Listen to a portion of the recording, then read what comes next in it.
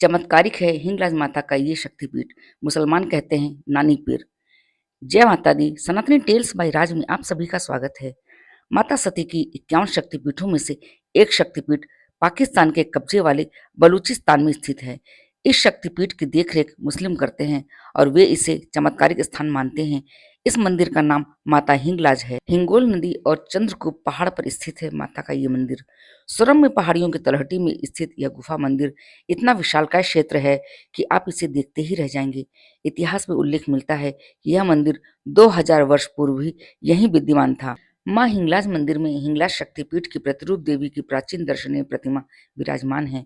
माता हिंगलाज की ख्याति सिर्फ कराची और पाकिस्तान ही नहीं अपितु पूरे भारत में है। नवरात्रि के दौरान तो यहाँ पूरे 9 दिनों तक शक्ति की उपासना का विशेष आयोजन होता है। सिंध कराची के लाखों सिंधी हिंदू श्रद्धालु यहाँ माता के दर्शन को आते हैं। भारत से भी प्रतिवर्ष एक दल यहाँ दर्शन के लिए आता है।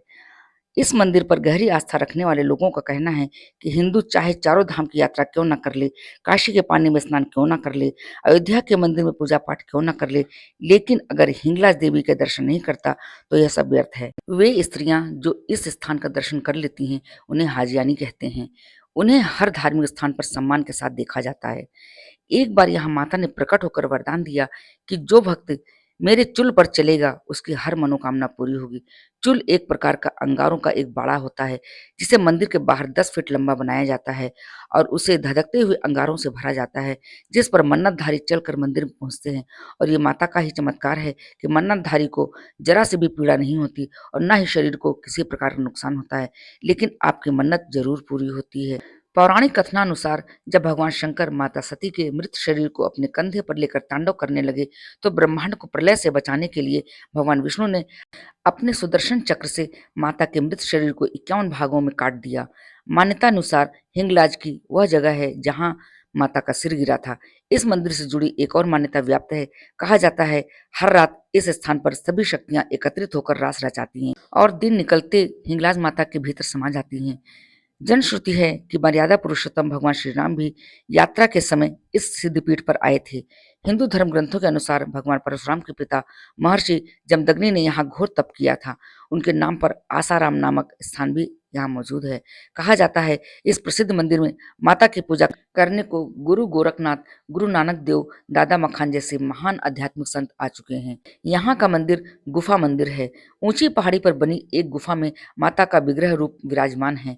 पहाड़ की गुफा में माता हिंगलाज देवी का मंदिर है जिसका कोई दरवाजा नहीं।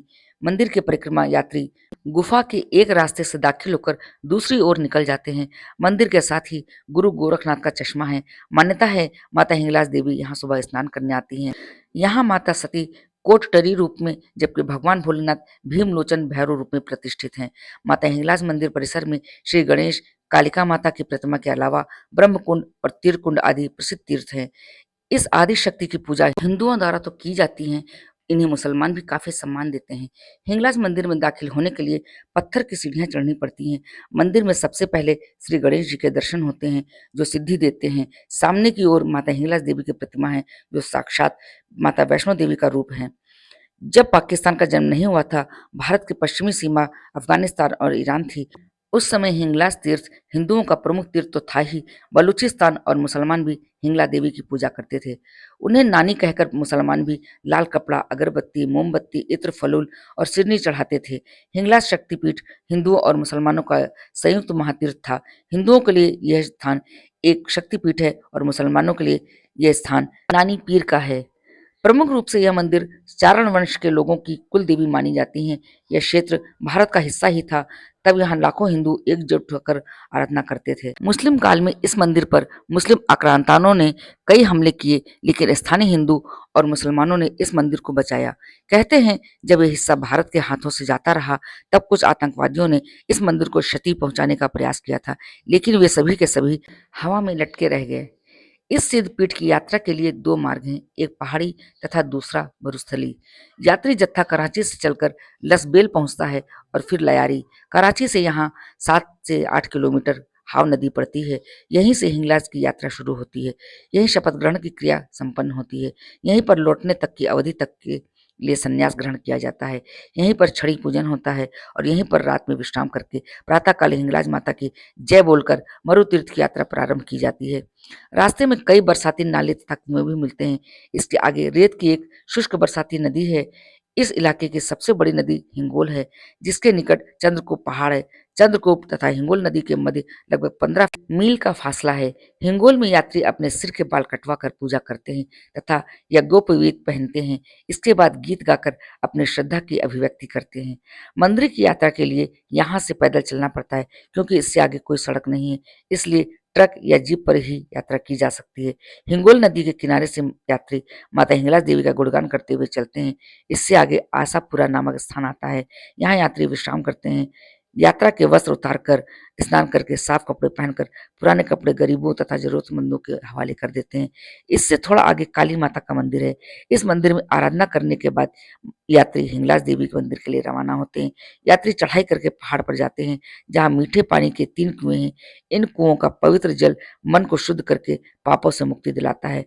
बस इसके पास ही माता जी का मंदिर है। तो ये थी माता हिंगलाज की कहानी। अगर ये कहानी आपको अच्छी लगी हो तो लाइक करें, शेयर करें। आगे भी ऐसी वीडियोस देखने के लिए मेरे चैनल को सब्सक्राइब करें। अगर आपके पास भी ऐसी रोचक और पौराणिक कहानियां हैं तो डिस्क्रिप्शन बॉक्स में दी हुई ईमेल आईडी पर अवश्य भेजें। अपना नाम और अपने शहर का नाम लिखना ना भूलें। धन्यवाद। जय माता दी, जय माता दी।